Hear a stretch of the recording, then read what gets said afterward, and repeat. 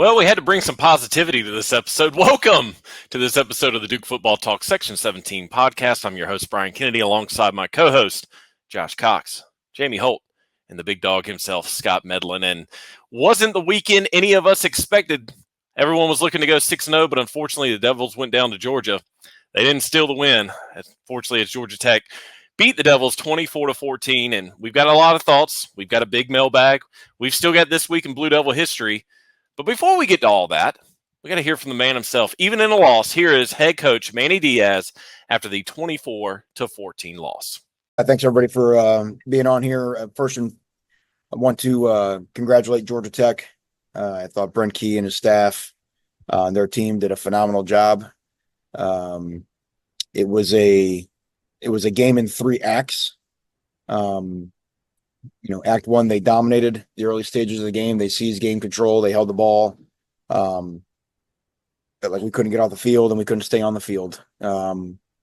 Despite all that, Act 1, they were only up 10-0. And then at the end of the second quarter, and really for the majority of the third quarter, Act 2, I felt we were dominant, played very well, had 4 drives on offense that got into their territory. And I thought a big point in the game was in that moment, we only came away with a 14-0 run, where we really could have added to our lead and really taken control of the game and changed the identity of their offense.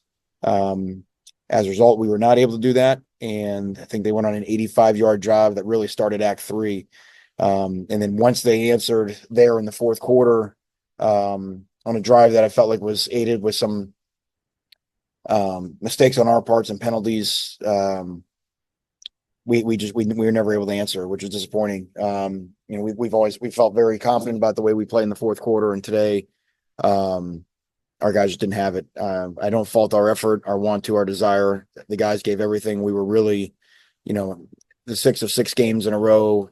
We had a lot of guys not 100% playing today, and what they had, they gave. Really, really proud of some of the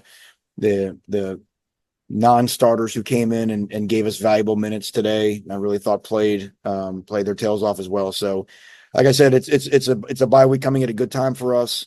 We'll need it. We'll need to regroup, to rest, to get our bodies back, and as importantly, to get our minds back for the second half of the season. So, with that, we'll do questions. And again, that was head coach Manny Diaz giving his thoughts post-game after the Devils suffer their first loss since November 18th of 2023. Quite the streak the Blue Devils had. And before we give our thoughts, we got to keep the lights on as always. First, let's thank Matt Bliven. He is a realtor in Durham. And folks, the ticket giveaway will be back next week for the Florida State game. Matt's a Durham native, big Duke fan, and ready to tackle any questions or opportunities you might have. So if you're looking to build, if you're looking to sell, if you're looking to invest, if you're looking to buy, give Matt a call at 919-323-0527 or email him at mlb@nestrealty.com. Again, once we get the details on the ticket giveaway for the Florida State game, we will be sure to let each and every one of you know. Josh, who else we got to thank? Oh yeah, I just had to put Matt's. Thanks, Matt. Real quick. Sorry, Matt. That was a little bit late there, man. I'm hey, sorry. By the way, we're on the bye week. Come on. Yeah, we're on a bye week. I did have someone ask me about Matt. He does service all the Triangle as well, so not just Durham. If you're looking in the general vicinity, he can help you there. And so shout out to Matt. And we will. I've got a good idea for next week. And the ticket giveaway, it involves our special guest that we'll have on the podcast. I have an idea, Brian. I'm going to run it by you guys offline. We do have an interview next week, folks. Not this week. Again, we're on the bye. We had to give everyone the week off, so we'll be back with an interview. And this person's never been on the pod before, so I think we could utilize that. And so anyway, we'll give you some information next week regarding the ticket giveaway for Florida State, which is a hot ticket, and so they are going fast on the secondary market. We also, if Matt Bliven can get you in a home, then you want to make sure that your home stays warm in the winter and cool in the summer. Hometown Air brings 25 years of HVAC experience to the residential world. And so they are really encouraging you to get a service contract, which will ensure that your systems are running efficiently and smoothly, no matter what time of year. It's always good to know you can come home to a house that will be comfortable and will meet your needs. And so you can sign up for a service contract with them. If you mention the Section 17 podcast when you sign up, they will give you $17 off your first year contract. And so they service Durham, Hillsborough, Roxborough, Mebane, Pittsburgh, Raleigh, and any hometown in between. You can visit their website at hometownairnc.com. That's hometownairnc.com. Or you can call them at 919-568-3212. We're thankful for our friends at Hometown Air. And then if you buy your home from Matt Blivin, you keep your home running warm and cold with Hometown Air, you're going to need to wear clothes. And so that's where Home Field Apparel, as Brian once again is rocking another Home Field Apparel shirt. They are the leader in vintage brand and gear. They do an excellent job. They are coming out with some pullover, throwback, like 90s looking pullovers. The Duke one, for those of you that like the old Duke script, they've got the old Duke script on it. That will be releasing later on this week. Here's the cool thing. You can use code section 17 at checkout and you can get 15% off your first order. And if you guys are cool with this, if you've already placed an order with them, so it's not your first order, that code doesn't work. Got to be honest with you. But I got you a code that does work. You can use the code DDC10 and get 10% off if you're a repeat customer.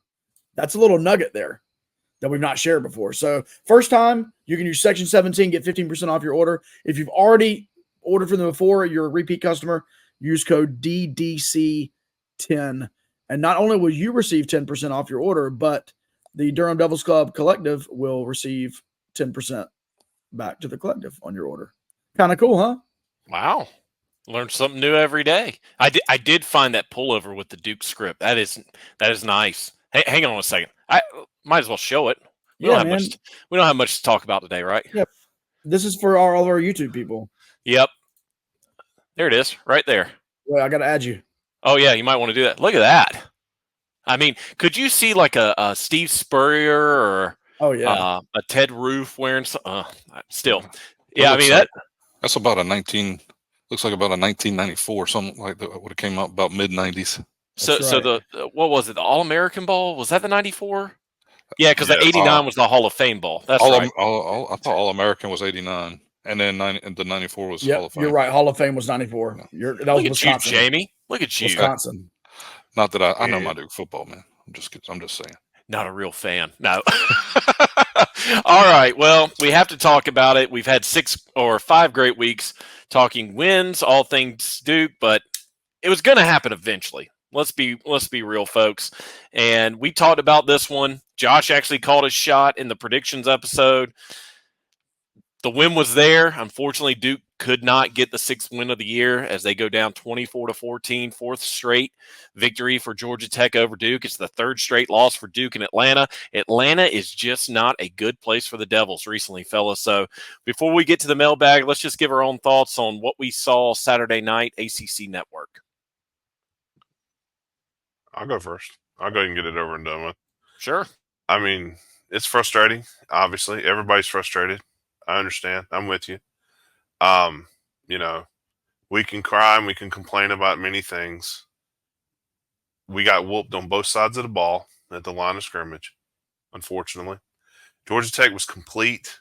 And again, Josh, this is all stuff Josh mentioned 6 weeks ago. This is one of the most complete teams we played all season. They're very good. They're going to win a few more games, and they're going to have a chance possibly to get into the ACC championship. Now, the other side, unfortunately, yes, there were some flags that God only knows why they got thrown. But, again, anytime you have an ACC officiated game, there you go. That's all you need to say. Charlotte is going to get involved anytime a flag somehow gets in the field. And if it's Jerry Magnalese, you can go and count it. It ain't going to make no freaking sense what happens. They make up things as they go. Now, I'm still staunch on this, and I will say this till I'm blue in the face.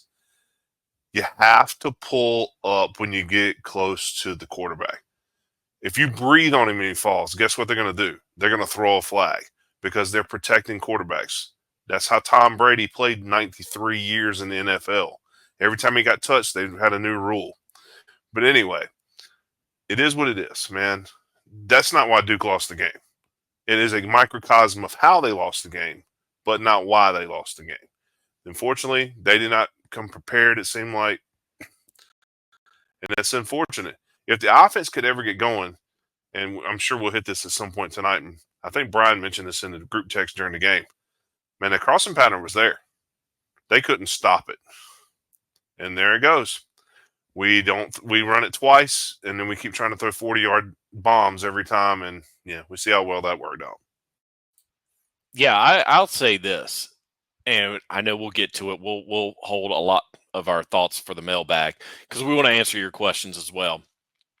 We talked about, or I talked about, I think in a group text before we came on last week, how Georgia Tech is the most balanced team that this team has played so far, and it showed.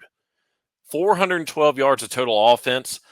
They held Duke to 74 rushing yards, and that was a key point that I think we talked about last week. If Duke couldn't get the running game going, it was going to be an uphill battle for this team to get the win against Georgia Tech. The one thing that I noticed, fellas, Georgia Tech held on to the ball for a long time. And so the defense, I mean, it doesn't matter how fit you are, how much conditioning David Feely has put you through. When you have the opposing team holding on to the football for 39 minutes of the game, you're going to be gassed regardless of how well you've trained in the offseason. So they were well balanced. Again, 167 yards passing, 2 touchdowns, 245 yards rushing with a touchdown. There were some questionable calls. Points were left on the field. But you know what? This game, I think, showed what Duke needs to work on for the next week and a half before the Seminoles come into town. So, disappointing, yes. The score could have been a lot worse than what it was, if we're being real with ourselves. Saw some good things, but definitely some areas of improvement that need to be corrected before the 18th when the Seminoles come into town. Look, I'm not going to say much because, like I said, we're going to get into all this with the questions. But look, there's some good news. Good news is Duke had a chance to win that game. I mean, they were right there. You know, they were up 14-10. Like Brian said, there was points left on the field, and we'll get into that going forward on 4th and short 2 times and missing it. But I mean, it is what it is. I think me and Josh definitely thought that we were going to lose this game. I was the one to pick us to lose. I may have jinxed us. I'm not sure, but it could have been the Jamie jinx. But anyways, like I said, the good news is they had a chance.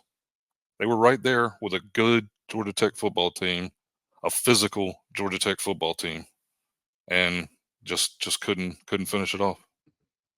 Yeah, I mean, I'm not going to add too much to this other than I'm just going to be that guy. The offensive pass interference was complete bogus. And Deshaun Stone I'm talking about barely grazed my guy. Like barely touched him. And he didn't fall on the ground. And to Haynes King credit to his credit, he didn't like try to sell that call, and it still got called. And sure, should he have?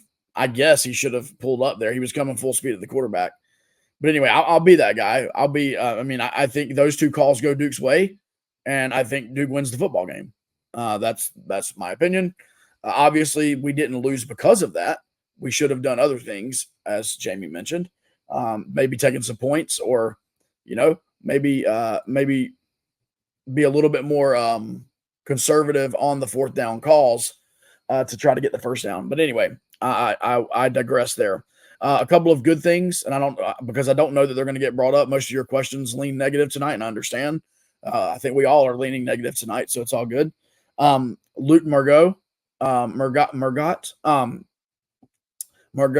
played a lot of snaps in this game, and thought he really played well at the linebacker position. And he had not necessarily been getting a ton of snaps, and so that was good to see. Kamari Robinson continues to play a whole lot on the defensive side of the football. And Deshaun Stone, I just mentioned him getting the penalty, but Deshaun Stone made some incredible plays, some great tackles in this game. He is the guy. Jalen Stinson will be moving on at the end of the season out of eligibility, And Deshaun Stone is going to step right into that spot and not miss a beat there. And so those are some of the positives that I saw. And then Cade Reynolds, I mean, I know it's punter, but man, like this dude is money. He is a inside the 10-yard line freak. So those are the positives. And Jamie, or go ahead, Brian. Did he go to the Porter Wilson School of Stretching? I don't know. In Australia, I don't know if Porter Wilson School is in Australia. So you know, maybe he just who stretches knows? with the kangaroos. Maybe. But Gotta you have guys some had a laughs. lot. Yeah, you guys had a lot to say. After this game, and we're gonna do our best to answer some questions. But yeah, y'all were feeling this loss. Duke fans that were up in their feelings, bro. Up in their feelings. Okay, guys, let's take a collective step back. Not the four of us, but you Duke fans. This team's still 5-1. What do you mean by you Duke fans? You. Do I need to bring up the group chat from Oh, Lord, Saturday night? Let's not. But seriously, Duke is 5-1 in the first bye week, and there's a Lord, please don't jinx us. There's a good chance this team can hang with this Florida State school that's coming into town at 1-5. But we can talk about that all night. Jamie, let's just go ahead, open up the mailbag, take that drink of water. Let's get to the first question. Let's knock this mailbag out. All right. We're going to start with the one and only Peter Dodge. Thought this was a good way to start. He says, gentlemen, many have opined negatively about the state of the offense. I am impotent to effect positive change. As the Devils enjoy a well-deserved week off, the coaching staff will take pause and reflect on the good and the bad of what's transpired over the first 6 games and question. And this leads to, like, we got several offensive questions, so I'm just going to loop them together. But what, if anything, might we see in terms of obvious changes moving forward? And then my guy Regina Lee coming in from Cali. Early on, we heard a lot about how Coach Brewer wants to play. We saw bits of how he wants to play against Elon. How and why has Brewer's strategy changed in the first half of the season? Where do you think it should go, and where do you think it will go? Kevin Trapani, we paid the price in the fourth quarter for the amount of time our defense had been on the field in the first 3 quarters. How can we get our offense going, and what does it take for us to start fast instead of the typical slow starts that we've been seeing? Our guy Sam at Bleeding Duke Blue. I keep harping on the offense, but we're now 2 games into conference play and 6 games into the season. And of course, we're all happy to be 5-1, and I think he speaks for everybody. We're thrilled to be 5-1, but that offense is very concerning with how inconsistent it is, starting with the play calling. Do we just accept this is going to be the offense this year? And one more. At the Duke of QP, our D could not get off the field. Georgia Tech was 7 of 16 on third down conversions and 3 of 3 on fourth downs. And then our offense could never get into a rhythm and had too many 3-and-outs. Is it time Brewer stopped trying to go so quick? He says it seems to be killing the defense and showing in their legs and tiredness. Well, here's the crazy part. In the third quarter, and I would say even right before halftime, Duke was running a lot of no huddle, and it was working. But on the flip side of it, they weren't trying to throw bombs on first and second down. They were doing the short routes like Scott was talking about earlier, the slant routes. I'm just playing Monday morning quarterback here. I'm wondering if, and again, I'm not trying to sound negative when I say this, but I'm wondering if after some certain amount of series that the play calling is being questioned. Because we've talked about this. It seems that every team has a set playbook for the first, 2-3 series? Yeah. I can't think of any game other than Middle Tennessee to where Duke came out strong. And that was after they were down 7-0 because they gave up that fluke 60-some yard touchdown rush because of the field. It's just tough because from what I've seen, and guys, hold me to this. One series, it's pass, run which usually results in a punt. And then the next series is run, run, run, which is another punt. And then usually the third or fourth series is where things pick up. But if it's not, the third series is run, pass, and then run or pass. And I don't know. And I wish I'd gone back while I had some time today to look at how the 3 series for each game started. But I can't put a pin on what needs to be fixed, because it's like we talked about last week. This team has shown it usually takes a half to either get going, or they get going in the first half and then they slow down, kind of like Mike Elko's first year here with Duke. But I mean, I don't know if anyone wants to take over from me. I'm just trying to think of one thing I could say. Duke fans, if the coaching staff fixes X, then we're going to be fine against Florida State. That's tough to come up with. Jamie? Well, one thing, and you called this, Brian, in the Georgia Tech preview.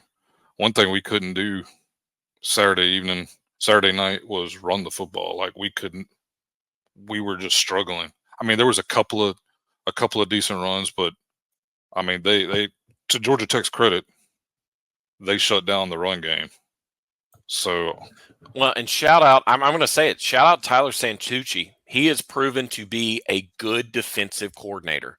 He showed it at Duke. He was a co-defensive coordinator, went down to Georgia Tech, and I told y'all this. They only have allowed 90 yards average rushing to every team that they played, and they held Duke under that at 74. So that was the one area that if Duke had surpassed that 90 yards and kept running more, it probably would have been a different outcome at the end of the fourth quarter. Yeah, I mean, yeah, they now hold opponents to under 90 rushing yards after the Duke game. So just to try to be a moment of realness here, I think you have an offensive line that, for whatever reason, protects the quarterback better than they run block. Right? I'm not an offensive lineman. I have no idea how that works. Coach Norrid is a great offensive line coach. You got to remember, these offensive linemen did not know who each other were until August the 1st. So you got to think about that. But you have Coach Brewer is working with a line right now that can't run block at an elite level. So you're behind the 8 ball there on calling plays. Coach Brewer is also working with a quarterback who, for whatever reason, and you can listen, fans, you can ask the question. You can keep asking the question if you want to.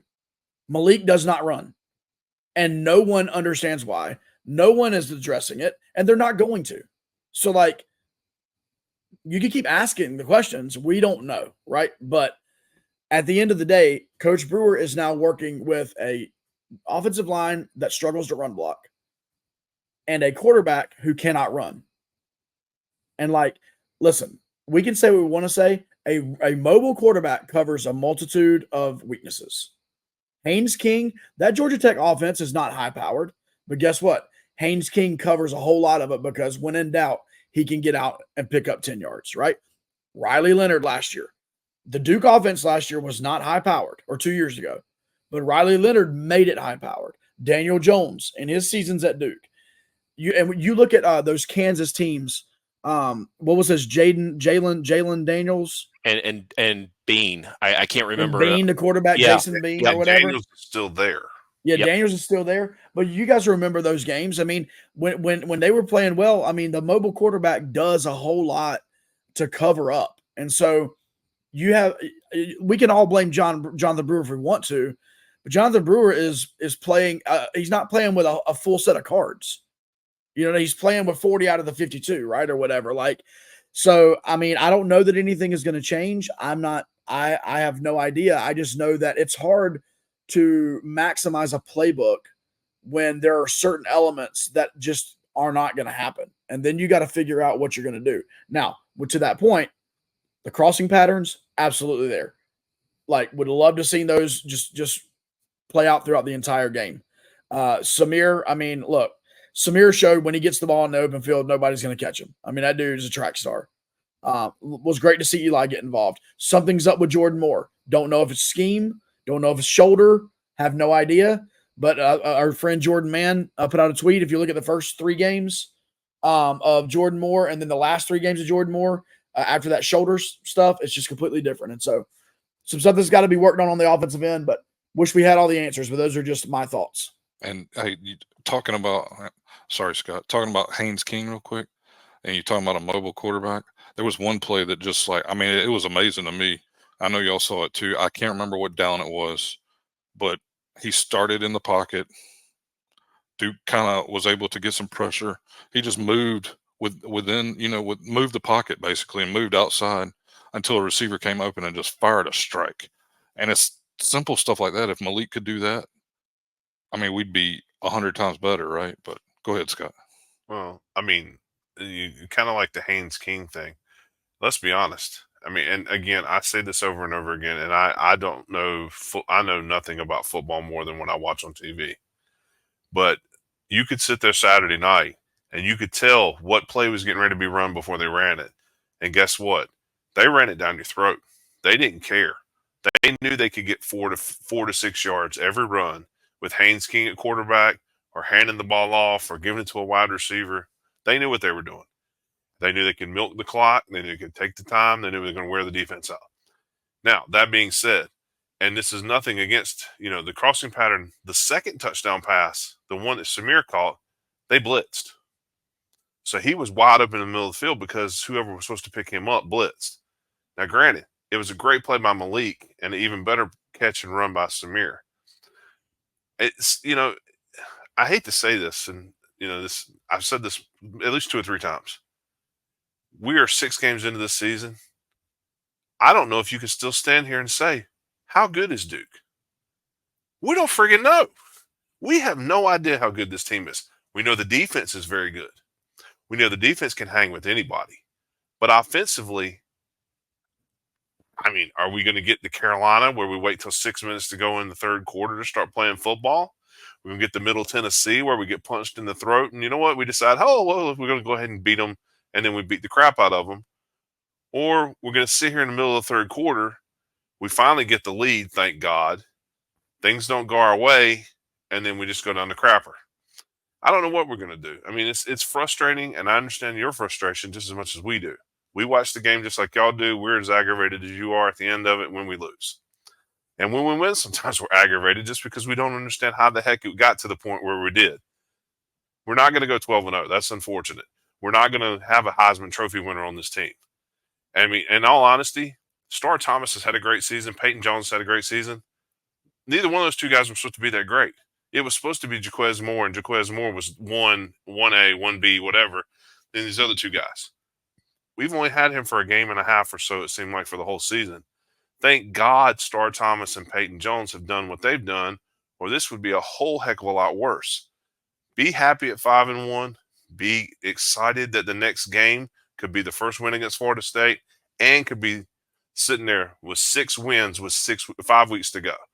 If we're sitting there with 6 wins and 5 weeks to go, people didn't think we were going to win 3.5 freaking games. We're over that point now. And there's still winnable games. We could still beat 3 or 4 of the teams that are left, and we could end up having a 9-win season. But you just got to be patient. I know it's frustrating. I know it's aggravating. I know we're all frustrated. And that'll do it for this No. I will say this before we move on to the next question. Florida State has the 102nd best defense coming in. Florida State has a bye as well as Duke does. So it's funny how the ACC scheduled that. They're giving up 400 yards a game. If there was ever a game for Duke to come back at, it's the Florida State game. Jamie? That doesn't seem good. But that's not what Florida State wants. They're giving up they're giving up almost 6 yards of play. Shoo. All right, Jonathan Huggins, and here we go. Can we ever escape these refs? And then I got a similar question at the Pullman NABQT. Are ACC refs the most incompetent refs in the country? Yeah. Yes. Luckily, we don't get fined for criticizing the refs. Otherwise, we'd be out of money. It's abundantly clear the ACC is trying their best to make sure Miami gets to the playoff and gets a top 4 seed. You've seen it the last 2 games against Virginia Tech and against Cal. Don't be surprised if Duke has a fighting chance in Coral Gables in 3 weeks it is, I think. 3 weeks. I think it's the first game of November. And the flags just magically start appearing or the phantom calls start happening. It is very frustrating. And it was funny because when they first showed Jerry, good old Jerry on the TV, we all were just like, oh, Lord, here we go. Because Jerry Magnalis, is that his name? Magnalis, yeah. Magnalis, he called the Miami Virginia Tech game. Just saying, it's one of those things where the ACC can't get out of its own way sometimes. And these reffing crews, they're just, some of them are great. Some of them you just shake your head like, how did they get to this point? They shouldn't even be officiating JV football games. But you play the hand that you're dealt. It's just, you got to take it one game at a time. And unfortunately, I don't think teams know. Have we ever figured this out? Do teams know who the refs are before they show up, or is it just okay? So basically, during the week, now, granted, I don't think they don't mention this a lot. ESPN will give out first part of the week who their package is, who's going to be there at each game. Then about Wednesday or Thursday, you can find which referee has your game. If you want to be that much of a degenerate, you can find that out. Like Scott. I didn't know Jerry was doing the game until we found out, and I just wanted to turn the TV off and go home. Yeah, I mean, so thinking about the game, I think if you were watching the game and you were not a Duke fan or you were not a Georgia Tech fan, I think you would have to agree with the statement. Every call that could have gone Georgia Tech's way went Georgia Tech's way. There was one time where our defensive line shifted, did that quick shift on the D-line. Now, granted, you cannot entice the offensive line. Like, you can't jump towards them. It looked like they jumped to the side, which defensive lines do that all the time in football. And Georgia Tech's guy jumps, and they said it was a delay of game on the defense or whatever they call that. And then I mentioned the Jordan Moore. They allow so much hand fighting on the outside in college football. And Jordan, his arm was extended, but he did not move the defender out of the way. And then he catches the 4th down pass. It would have been a first down. Drive still going. And then what I feel like is I understand protecting quarterbacks. I want our quarterback to be protected. But when someone grazes the quarterback, literally, and the quarterback does not even fall down, that's not roughing. There needs to be some other call there, but it doesn't need to be a 15-yard roughing the passer call. If you're gonna call something, maybe incidental contact or something, they need to come up with a 5-yard penalty. But all that to say, none of those things help Duke. And and once again, objectively, I'm not even saying this from wearing my Duke goggles. I don't know where the call was. That's like, oh, that's a 50-50 call, and Duke got that one. Like, yeah, if I'm Georgia Tech, I'm mad. I don't remember a play like that, and so yeah, it's tough. And yeah, I mean, with all that said, Duke went into the 4th quarter up 14-10 with an opportunity to win the game.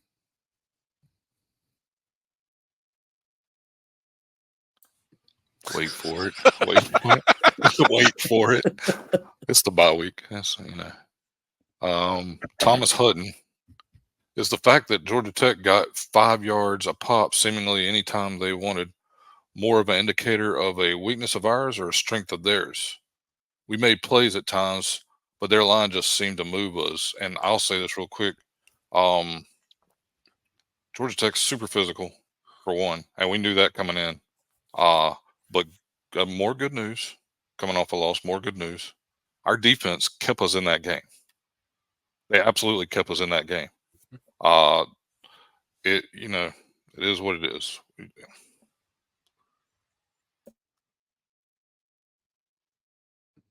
Scott, you saying, okay, cool. If y'all, I got something to say. Y'all were both unmuted, and then you muted at the last second. Boy, oh my gosh, we've got some of our own adjustments to make heading into Florida State next week. My God.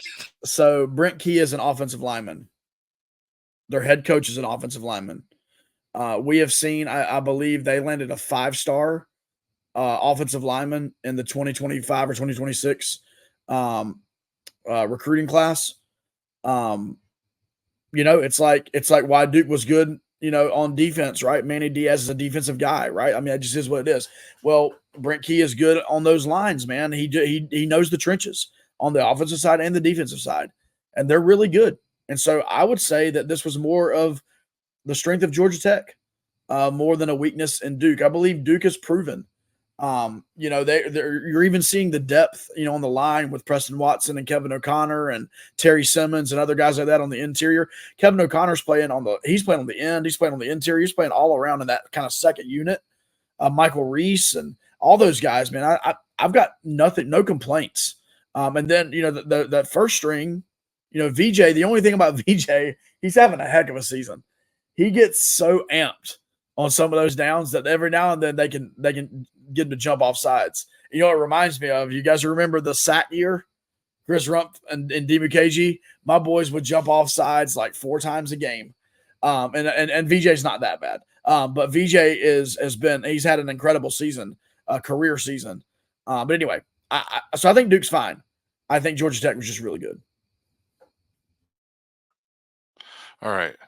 Now we're moving on into some backup QB questions, because everybody loves the backup QB.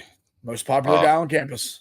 But I thought this one was good because we'll start with our guy Eli at Duke MF Football. He was down in Atlanta for the game. Saw some tweets from him. I'm starting to think that Henry Beelan wrinkle we heard about was just the coaching staff trying to downplay temporarily benching Malik against Northwestern. And he says, what say the pod? And then we got some similar stuff that I'll go ahead and read through. At Gran_Teddy. He said, if I'm the opposing defensive coordinator, I'm telling my linebackers, just forget about Duke's QB running or optioning to anyone. A handoff is going to Star, or the odds are a long ball pass. Pretty simple defensive plan. He says, give Beelan 2 offensive series in the first quarter. And he says, just wants to hear our responses. At M.A. Wilson, 20. This one is a little more harsh. This one's definitely a little more harsh. I would love to see a change at quarterback. I think it really limits the offense when we have no option of a QB running or escaping the rush. Also, he is too inconsistent throwing the ball. Was at UNC game and was shocked by some of his throws. At Redden 843. Here's a question: when can we get Grayson Loftus back under center? So we got a Grayson Loftus question. And at Vaden Alton was the same thing about Graydon Loftus. And then we had another one. Lee Shepard, is the bye week a good time to get some packages in for Beelan or Loftus? And at sit UNK, one more. Get them all out. Come on, Jamie. Let's roll. Beelan, he wants Beelan as a third down QB, or maybe even getting Murphy some additional extra warm up time before the game. And one, so I got one that comes to the defense of Malik. So I had to put that in too. Bentley Weeks. I get if this isn't a question y'all want to answer, but I will ask. I constantly see people say start Loftus or Beelan. Not trying to put either one of them in a negative light, but I simply just don't agree with that and get tired of seeing it. Malik to me is clearly the best option, and he's like, what he wants to know what our take is on that. And I had just briefly looking at the stats before I got here, and I know Malik's last 2 games are not the greatest in the world. Like completion percentage, his completion percentage took a dip, at least against UNC. We know that. So I mean, but he's still over 60% completion percentage, and he's got 14 touchdowns and only 5 interceptions through 6 games. So he's on pace for what, 28 touchdowns? Like, he's at that pace. I mean, that's pretty good. I get it, because sometimes I get frustrated too. Y'all see it in the group text. I get frustrated because sometimes he misses. I feel like when he misses badly. Like, but he hasn't turned the ball over that much. there's been a couple of fortunate bounces where balls might have been dropped or something that could have been turnovers. But all in all, 14 touchdowns to 5 interceptions, pretty great ratio. If you're asking me. So I'm wondering if these questions would still be asked if Duke was 6-0 heading into the bye week. Oh, quickly how we forget where this program was 3 years ago. We get it. We understand it in a way where you fans are coming from. But to Scott's point last week, because he fell on the sword for us at the press conference, he flat out asked Jonathan Brewer about possibly Henry coming in or if Malik was really the quarterback. And let's just say that Scott barely made it out alive in the presser. So great stats by Jamie. I'm trying to be the voice of reason here, because again, this team's only 1 win away from being bowl eligible with 5 games left in the season. No, 6 games. We're halfway through. Think about that, folks. When was the last time Duke had the opportunity to be bowl eligible by game 7? I'm thinking 2013. That's probably the last time that they had that shot, or the 19 when they were like 5-1 in the UNC game, and then they went on to lose 7 straight. But still, we understand the frustration, but at the same time, there's still wins being produced throughout this lack of production. And on the flip side of it, I'm going to keep saying it. The adjustments continue to be made throughout the game to where Duke has been in these games for all 4 quarters, including the Georgia Tech game. So I think we need to put it to bed, because the coaching staff put it to bed with Scott last week. Malik's the starter. And something's going on in practice that we don't know about. We're not going to ask. That has made him the clear QB1. Henry's QB2. And Josh, maybe you want to talk a little bit about this. Grayson's QB3 for a reason. It's not because of his performance, but it's the plan that they have in place. They're thinking long term for Duke football with Grayson. So it's tough, because I'm in between media and fan right now, because if Malik continues to do what he does, and that gets Duke 8 wins, I'll even say 6 wins, 7 wins, still a bowl shot or a bowl lock. Bowl eligibility, 3rd year in a row. By the way, that hasn't happened since 1960 to 62 that Duke's gone to 3 straight bowl games. I mean, in the moment, we were all like, what is going on? This is ridiculous. But then you got to take a step back and look at the collective picture, look at the big picture. Now, if we're 2 to 3 weeks out from here and Duke's lost 3 or 4 straight, maybe then the questions can start being asked. But it all depends on the play, how things have looked, how the losses have happened. I'm not asking that on any of these games, but you just never know. I go back to look at Florida State. No one would have ever imagined that after 6 games the Seminoles would be 1-5. And if you did, you have some inside knowledge that no one else knows.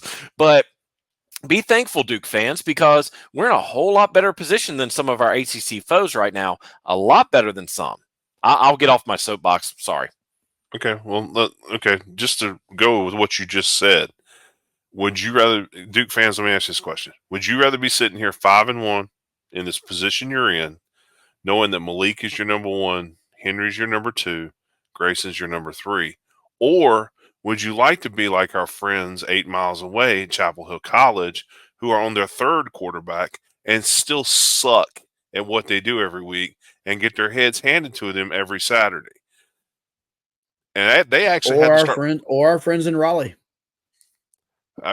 True, because they put all their eggs in the McCall basket, which, by the way, thank God he was not seriously injured. Yes. That worked out perfectly. And you want to talk about, Josh mentioned this in our group text and on Twitter, I think.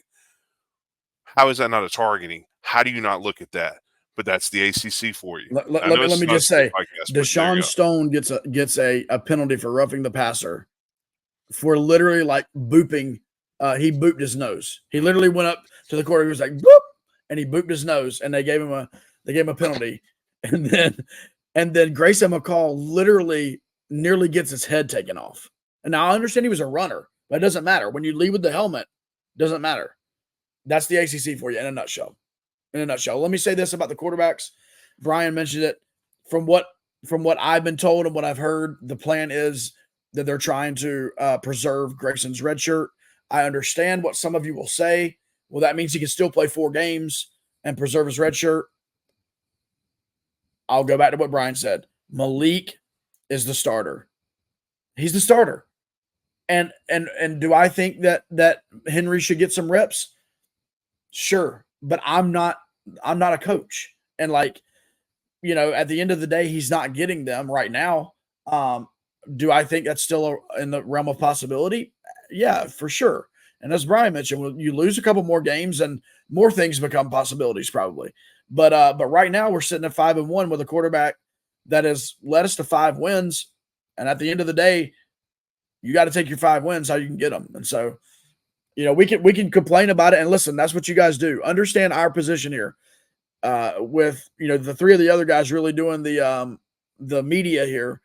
Scott asked Brewer the question last week and got his answer. I'm sure that over the next couple of weeks, Brewer might get asked, or Diaz may get asked the question again, maybe not by Scott, but we have to understand our role as well. And like, we're not trying to make enemies in what we do. We're trying to ask honest questions. And so like, be patient with us as we try to be a little bit of voice of reason on that end as well. Well, and remember, and this is true in every sport, winning fixes everything. It does. It fixes everything. But losses exemplify things by 100 or 1,000 times. So, again, I ask, if this Duke had come into the bye week 6-0, would these questions still be asked? Because the performance would have been the same. And again, points were left on the field. Would that have changed the outcome? No one really knows. I mean, you can play the what ifs, but just give it a little bit more time. There's still 6 games left, which is great. We're not at game number 12 wondering, should this be our quarterback? I mean, 6 games left. Let's just take a collective breath. We're 1 game away from bowl eligibility. Sorry, Jay. And once again, we're at game number 6 with a quarterback that's got 14 touchdowns and 5 interceptions. Like, that's pretty damn good, guys. That's pretty good. Like, if it was, if he had more like 10 interceptions, I think we might be seriously having this discussion. Like, hey, he's throwing too many interceptions. But right now, that's a good ratio. And there's how many more quarterbacks in the ACC are that much better than him besides Cam Ward? He's been one of the top QBs in the league. Keep talking. Yeah. I think you're gonna. I mean, off the top of my head, you got McCord, you got Klubnik, you got Ward, you got King, and Malik's up there though. He's top half for sure. Yeah, he's top half of the league. Sorry, good, Jamie. You were going next question. My bad. No, it's fine. I mean, I was curious if Brian could effort it real quick before I went to the next question, but even if not, I'll interrupt you. And I'm looking. I'm gonna interrupt you. He's definitely top half in my opinion. But anyways, moving on. Brian Owens. One obvious question. Armchair coaching things here. Those 2 4th down situations in the third. Would you have went for it or took the points? He says he's always looked at it as if you're on the road, kick, take the points, and if you're at home, go for it. And then I got a similar question from @William 836-99289. What is it with the coaches not taking the points? He says he knows they're not guaranteed points, especially with the offense that is so unstable. Sometimes you just need to kick the field goal, and Duke did it twice and got nothing at all. I will say, and I know this is not, I mean, the game probably wouldn't have played out like this, but I mean, because things would have just changed. You take the points and say Todd hits both field goals, so you're up 13-10 at that point. Then say you score a touchdown after that, and you go up 20-10. All of a sudden, you're up 2 scores, and you got a real chance of beating Georgia Tech in Atlanta. Well, and don't forget, even missed field goals can change the momentum of a game. We've seen that firsthand, especially. And Brian makes a good point. If it had been in Wallace Wade, it couldn't have affected the game as much, in my opinion. But you're at home in Atlanta. Georgia Tech is. Todd misses 2 field goals, and we love Todd. And it's just he's having one of those moments. He'll get back on his feet. He's a great kicker. You miss 2 field goals, gets the crowd into it. The team gets motivated. Uncle Momentum's back on your side. So you kick the points, silence the crowd. The team starts thinking more about it, and Duke is up. So we can play Monday morning quarterback all we want. This coaching staff gets paid for a reason. They're there for a reason. I mean, would have it affected the outcome? It could have been a closer game, and it could have played out different scenario wise, but we're not on the sidelines. We are sometimes just to watch the game, but we're not there to make the decisions. Scott, go ahead. I was gonna say one more thing. Yeah. We don't know what, and once again, I'm not being negative on Polino here. We don't know what he looked like during warmups, right? I mean, was he out there missing kicks during warmups? Like, did that affect anything that the coaching staff did? Who knows? I don't know. I'm not a coach. Go ahead, Scott. All right, so back to your original question about the stats. So Malik Murphy is the 6th quarterback in the ACC. He is 800 behind Cam Ward, which, I mean, let's be honest, that dude's going to throw for 3 million yards. But it's funny. He's 14-5. Haynes King has 10 more yards than he does, 8 touchdowns and interception, just 1. So it's just, looking at the stats here, 6 out of 17 is not bad, considering that the guys in front of him are Cam Ward, McCord, Holston from Pitt, Tyler Shuck from Louisville, and Haynes King. And Pitt's undefeated, by the way. Yes, and Thank they're God. ranked finally. Thank God we don't play them this year, because that's another well-balanced team. All right, and kind of leading on some more of the offensive discussion at TS Lester _. This is more just of a statement than anything. He says Murphy has a strong arm, but I really question if Brewer and the system is the best fit for him. We open the game and take 2 deep shot prayers, and then we don't allow Murphy chances to get into the rhythm. Murphy definitely isn't free of blame by no means, but I think that it's majority scheme, which I mean, I can't see that. Like, we do tend to take deep shots right off, like, and whereas you would like to see a quarterback kind of get into a rhythm, first thing.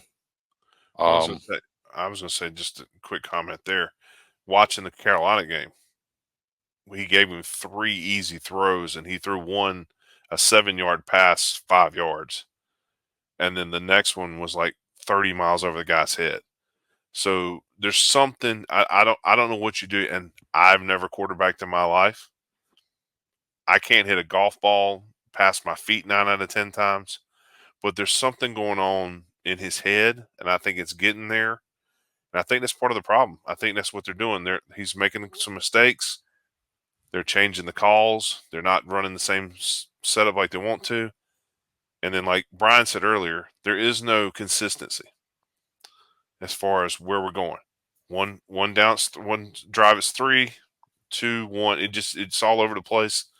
It's really like they have, little double personality out there sometimes with what we're calling. So really quick, I did a little bit of research on Malik's touchdown passes for the season. He's had 4 touchdowns that were thrown 10 yards or less. So that meant somehow they got down there. I don't know if it was a long pass or a long run. 1 pass was between 10 and 20 yards. 5 of the touchdowns, 5 of the 14 were from the 20 to 30 yard range to his receivers. 2 were from 30 to 40 yards, and only 2 were from 60 plus. One was Nicky against Middle Tennessee. The other one, I'm drawing a blank on. One of y'all might know. Samir Saturday. Oh, yeah. I was half asleep. Sorry, Grandpa needed his bedtime. All right. At Blade for Duke. The thought this was a good question. Going into the second half of the season, sorry, I messed that up. Going into the second half of the season, what area is the most crucial for Duke to improve in order to reach 7+ wins? And then I got a similar question, Frank Kokoska. Not surprisingly, a lot of reactions after the team's first loss. What is one of the biggest things or areas each of us would like to see the team work on during the bye week? Run blocking, run the football. Yeah, I agree. Run blocking. Consistency on all facets. Sorry, I'm that guy. I'm going to give the broad answer. Consistency. I mean, Yeah, we I know. agree with both of those. I would say that I'd say better quarterback play, more completions. Even though 60% is great, 70% would be even better. I'm going to be that guy. All right. Lane Phipps. He said, I just want to say that I think the loss falls on Jamie for jinxing us by picking Georgia Tech in the predictions. That aside, I just wanted to say there were a lot of slips last night, and it seemed one-sided. You guys think it may be a cleat issue, dead legs from last week, or is Georgia Tech just used to their trash turf? Okay, y'all help me out here. I don't, and maybe I just don't watch a ton of other football outside of Duke, to be honest with you. Do all the other teams seem to have issues with turf when they go to Atlanta, right? I mean, is this a common thing or is this just Duke? Like, it's crazy to me that Duke sucks on artificial turf. And it's not just this year. It's been that way over from the time we've had the podcast. Seems like we always are talking about the turf. So like I don't know like what the deal is there. If it's just Duke, then Duke needs to figure it out. They need to practice more on the indoor facility the week leading up or whatever they need to do. But like it's crazy to see our guys slipping around and falling everywhere, and you don't see the opposing team doing that. So we played Northwestern field turf. Well, that was a lacrosse field, if we're being real. Middle Tennessee State, we saw that the very first play. The defense tripped up when they should have stopped that touchdown. Georgia Tech, we saw it. Josh, you and I saw it verbatim the UNC game last year. It's interesting because we've talked about this, and Tyler, our producer, was on the field at Middle Tennessee.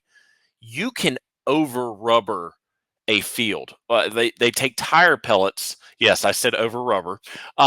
They take tire pellets and they lay it in between the artificial blades of grass.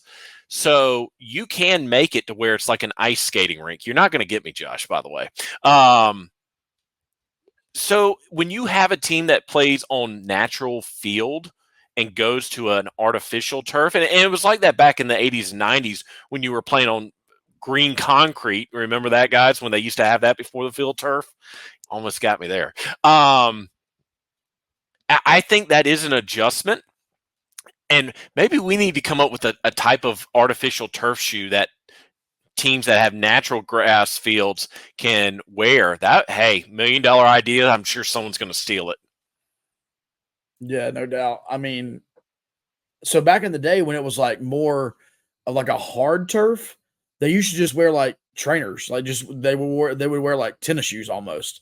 And now this turf is like a weird synthetic to where they seem to be wearing cleats. But like I saw Sean Brown returning a punt and he went to make a cut. He was going to his right and he went to cut up field and he almost had to like tiptoe to like catch his balance before he could make the cut. It's like he couldn't just plant his foot and cut. And like I know these guys are thinking in the back of their head they don't want to mess a knee up. So like, yeah, I don't know. Something's there. Maybe that's a great question, Brian. Till we could talk to our guy Ian about. I know I may have given something away there, but if you listen to our podcast, just stay tuned. But maybe we can find out some answers. Who knows? Hey, look, at Middle Tennessee. Oh, go ahead. Yeah. No, I was going to say if you know anything about County Stadium here in Durham, what Brian just said is the truth. You can see as high school kids are and Shaw plays there now, but as people are running down that field, you can see the black pellets going everywhere as they run, and it's just interesting to watch.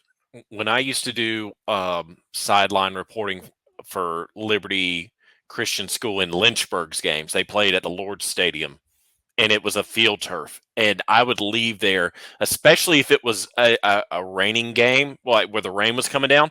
I would have black rubber all over my legs. So we need to move on because obviously these guys are trying to get me. I'm trying to give facts. I'm trying to talk What real. The hell is going on at Liberty? Good Lord. I quit. Jeez. The Lord's rubber. But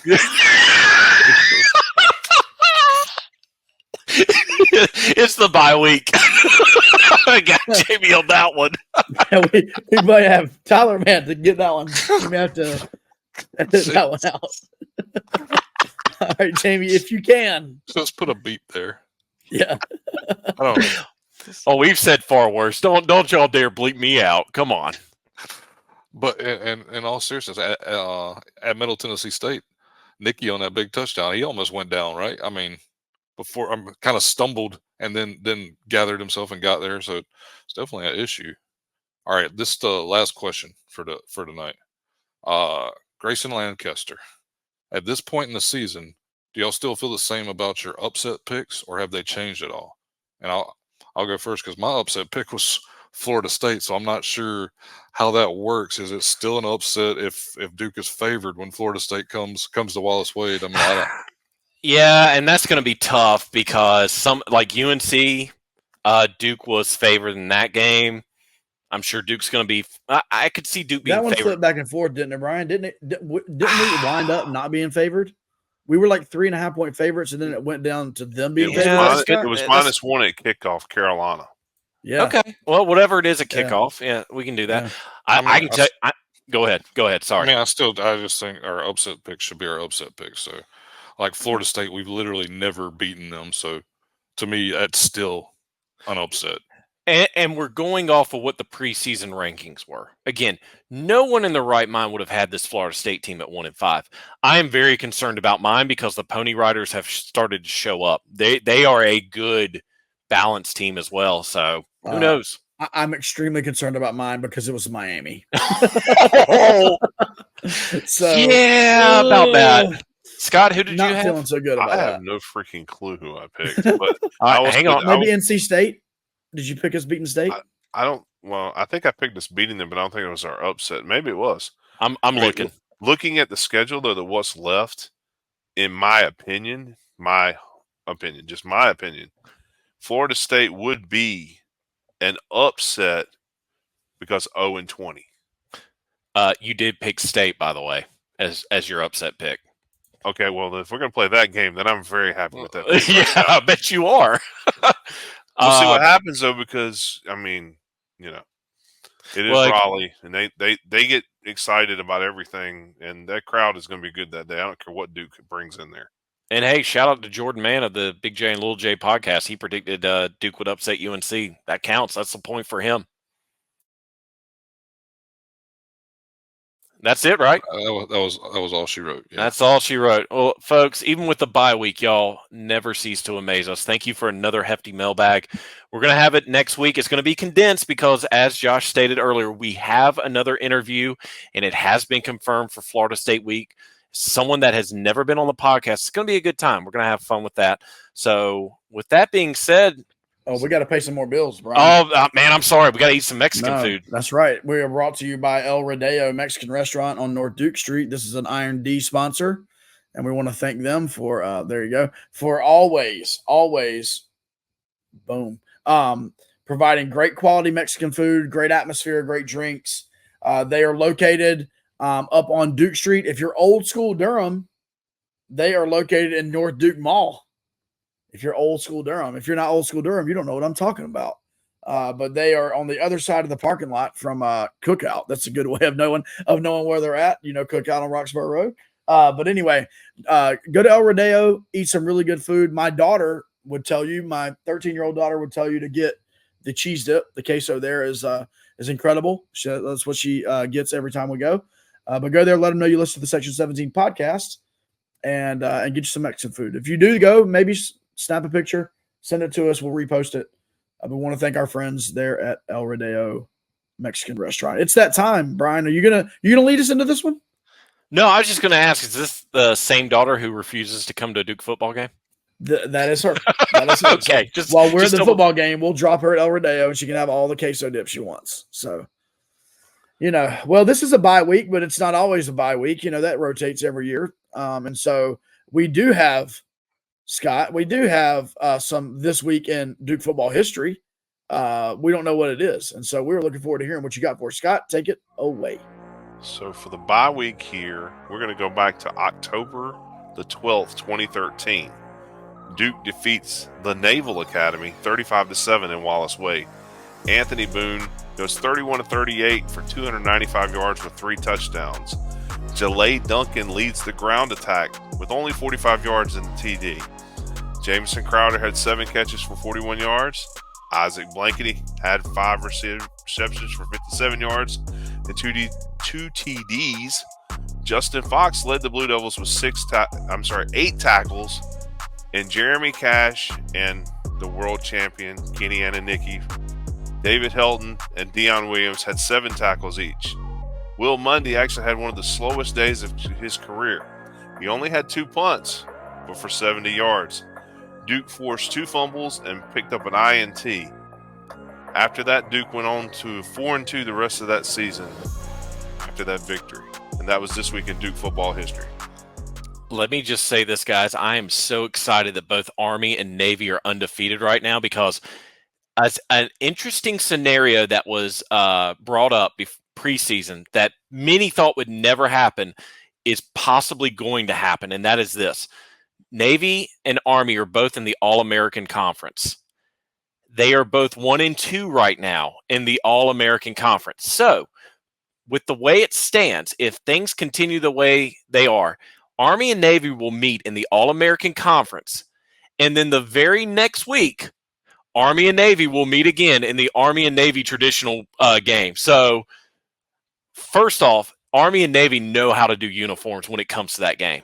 Every year, they never fail to amaze me with what they can do. And if you've never seen an Army-Navy game on TV, you're missing out. The pageantry, the cadets, both Army and Navy cadets, it's just all out. And can you imagine if it's for an AAC championship, the atmosphere?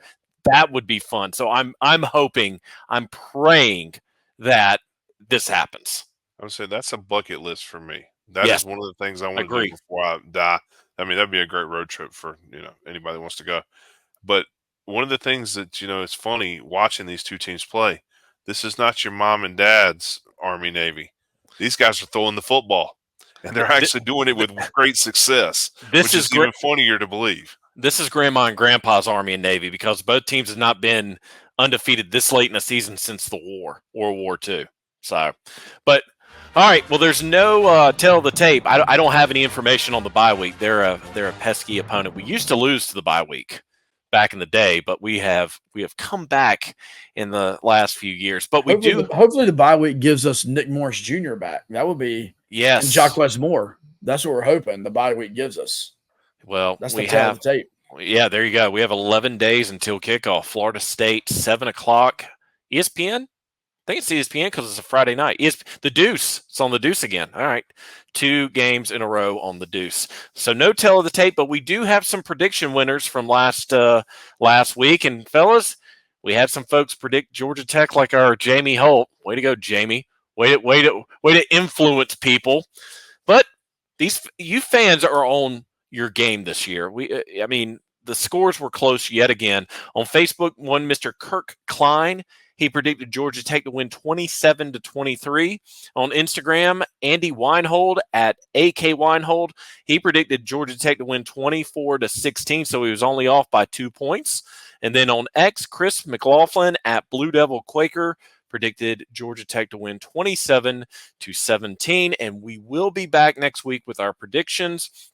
And it's going to be against Florida State. We're going to have another great episode. Scott, what you got for me? What you got for us? Fast, I just want to kind of give everybody an update, if we would. Those that are still wondering about the donations and things like that are being taken up. I know Duke is still doing it. At least Towing here in Durham, we're still taking donations this week. And we're going to go until, honestly, they don't come in anymore. So as of right now, we're going to make trips through Saturday. Next week, could do the whole thing again. But thank you to all the folks that have given. I mean, it's great to see others trying to help out others, and it's great to see the folks and see the videos. And if you want to see some great videos, and I'm going to promote this for what it's worth. The only good thing being done in the Carolina football trailer is this, because that's the only way they're getting wins right now is the Carolina football trailer delivering food and goods out to those folks in the Western North Carolina. And thank God for that. But if you want to see some great videos, actually made the world news this past week on Friday night, David Muir mentioning stuff about the hurricanes and the relief and stuff like that. But man, 4430 Hillsborough Road, lease towing. If you're in the area and you want to, just drop by, give anything. You can give whatever you're doing. They took 2 more trailers this morning, got them up to where they needed to go. Some more people. In fact, I'm going to say this. Please, for what it's worth, look up Lee and Cindy, Cindi Gardner on Facebook. See the videos from today. Lee told a great story about a family. Folks, it'll touch your heart.